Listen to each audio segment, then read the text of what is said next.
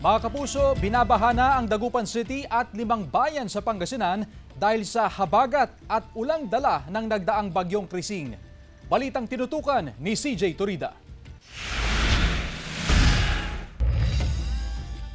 Sa tala ng Pangasinan PDRRMO, isang lungsod at 5 bayan sa probinsya ang nakararanas ng baha dahil sa habagat na pinalala ng ulan na epekto ng nagdaang bagyo.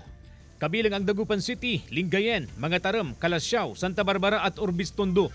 Mula Thursday, tuloy-tuloy ang pag-ulan, kuminsan light to moderate at times heavy rain. Ilang pamilya ang nasa evacuation centers. Kabilang ang pamilyang ito mula sa Barangay Maluwad, Dagupan City.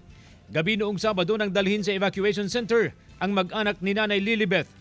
Lumalalim na ang tubig na kaya kinuha na kami. Tuloy ang operasyon ng mga opisyal ng Barangay Maluwad gamit ang rescue boat. Patuloy pang lumalalim ang baha sa mga low-lying area. Kaninang umaga, may inilikas silang pasyente mula sa Kalye 2 at dinala sa ospital. Sobrang lalim po, hanggang dibdib po yung tubig sa kanila kaya hindi siya kayang ilabas ng mga pamilya niya. Malalim ang baha sa Burgos Street. Nagpahirap ito sa mga motorista at residente. Kaya ang ilang tricycle driver hindi muna pumasada. Mga sasakyan, sir. Kawawa yung mga sasakyan. Baha rin sa kahabaan ng A.B. Fernandez Avenue. Pati sa bahaging ito ng lungsod, hindi rin nakaligtas sa baha.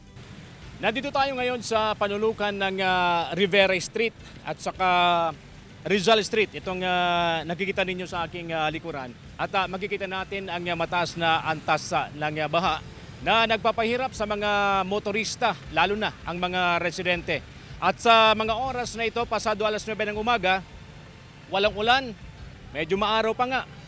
Pero ganito ang sitwasyon. Dahil sa baha, ilang negosyo ang nagsara. Hihintayin daw na humupang baha bago sila makapagbenta ulit. Patuloy na nakamonitor ang mga otoridad sa sitwasyon. Kasama si Daryl Peralta, CJ Torida, One North, Central Luzon.